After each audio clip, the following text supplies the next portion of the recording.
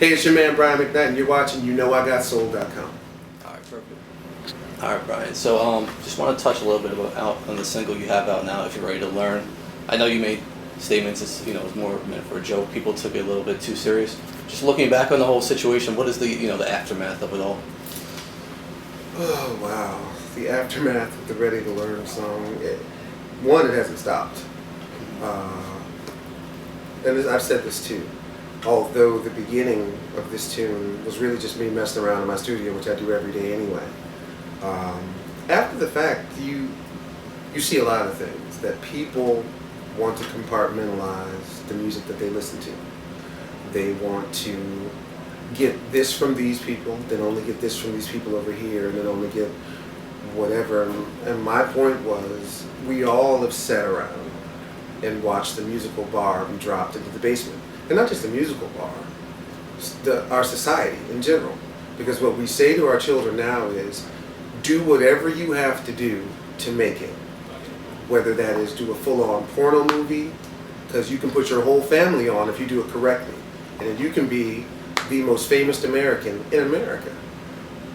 If we're not going to stand up and say that we're not going to support that, or be in the club and hear a song where a guy says, "Hey bitch, wait till you see my dick," or beat your pussy up or whatever. If we're going to sit back and don't be mad when other people decide to swim down in those depths, unless we're all going to say we had it with all of that and get back to making some real music. Yeah.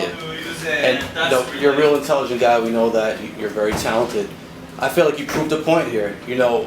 R&B isn't being taken as serious as it should. People are finally starting to pay attention now that you put out this type of music. What does this say about R&B? If they're not paying attention, hopefully what some people have done is to just start thinking for themselves. It's bigger than this song. This song was just a parody of the music that's out today. Mm-hmm. I hear people complain all the time that there's no real music, there's no this, there's no that, but they're not the ones out there looking for the music that's out there. There are lots of people still making great music. There's no label that's going to support it, and there are no radio stations that still play it. When Kiss FM went off the air here in New York, it was one of the biggest blows to the beginning of the end of my genre of music. And people can say that all day, oh no, there's still BLS. BLS will be next. Mark my words.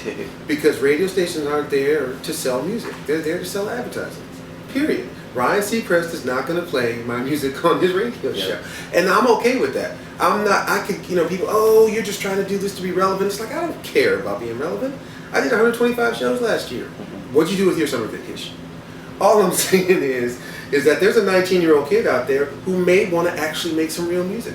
But he's told, no, you're going to have to do something else. You're going to have to try it a different way. You're going to have to create a persona for yourself.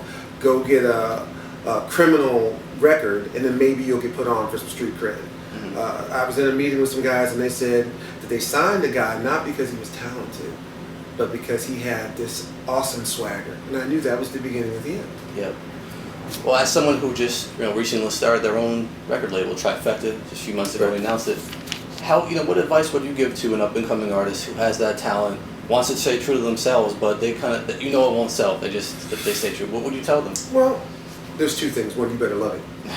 Because if you don't love this thing or love anything that you do, there are always going to be peaks and valleys. And unfortunately, in this business, you're going to be in the valley a lot of the time. The peaks are few and far between. Yeah. So if you don't love it, if you're doing it for any other reason than because you love it, you're going to be disappointed. Because it's going to be a long, hard road. It's been a long road these 20 years that I've been doing this, and by no means am I saying that I would change it to do it over again, because I started at a time when music was still held in a high regard. It would suck to start now.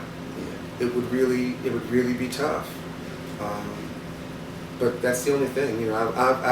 With my label and my website, I'm creating a haven for those people, because the real currency of the future is your email address. It's the only thing you have with you all the time. The problem with when people say, well, there's the internet, there's this. Yeah, if you can get all those people in one place to get their dollar. Because that's really what you're selling your heart and soul for $1 now, basically. For me, if I can get the hundreds of thousands of people that I see every year on the road in my club, and then I can get them to interact with me in my studio now that there's cameras, and we can talk about, this is the tune I'm working on, interact, and now it's available for you. I can't give my music to a label anymore. Those days are over. Yeah. I need to get my music directly to those people who will spend, like today, $65 to $100 to see me in person. Those are the people that will spend $1 on a new song. Yeah. So as far as you with the label, do you see yourself kind of stepping away from doing your own music and kind of more doing artist development, or because I know you've been working with your sons a lot more? Well, my sons they're the template because they don't already have a built-in audience. Because I already have an audience, it's going to be relatively easy to make the transition from giving. There's all these people in the middle. You give it to the record label, they try to get it to radio, and then radio plays it, and then some kind of way the general public then can buy the music. But now I'm going to create it, show you it before I make it available, and give it directly to you. Yeah. For my sons, it's different because they need to, because they're a rock band. Now they're going to have to go play. The more people that see them, the more grassroots following. It's almost like the '70s again, where they're going to have to start at the very bottom and get there pretty much on their own merit. Yeah. Okay. So then, what's next for you as an artist? Well, I'm in the touring business, man. Yeah. I make my living going out on the road. And last year we put every day back to back. I worked a third of the year, and I made a pretty good living. So that's what I do. Yeah. At the end of the day, as long as people continue to want to come and see me, I'm going to continue to do that. Yeah. While at the same time trying to create a haven for those people who want to create real music, so that when people say there's no real music, someone will say, well, there's McKnight 360. Because if I then have all these hundreds of thousands of people in my database, it's almost like Facebook. If I tell them, hey, here's another new artist that you need to get on, and maybe those people say, oh, Brian recommended this. Just like if I was doing it, if it was iTunes or whatever, then maybe they'll buy that too and start a whole new way of interacting musically. Yep. You mentioned earlier Kiss FM shutting down, which is so sad after 30 years. Do you feel like artists are going to have to, especially R&B artists, they're going to have to work harder and push harder just to kind of make it and be seen and be heard? As an artist, you want to only be creative. At least that's the way I always looked at it. I cannot sit back and hope that my fans seek me out. I have to go and find them. Yeah. I have to. Because nobody else is going to do. Nobody else is going to be as passionate about what I do, about what I create as I will be. And no other person is better to be the poster child for that than me. It's a little more work. Because you would love to, like when I first started, it was great. At least seemingly great. I passed it off, the label did it, next thing you know, I sold 1 million records the first time out. It's like, yeah, this is it.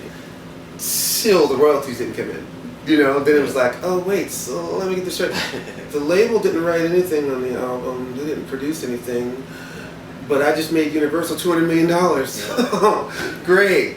No, that sucked. Worse than trying to start now. So it's about changing the mentality. Yeah, and just finally, you've got a plan for your own career. You're taking it in your own hands, and you're being innovative.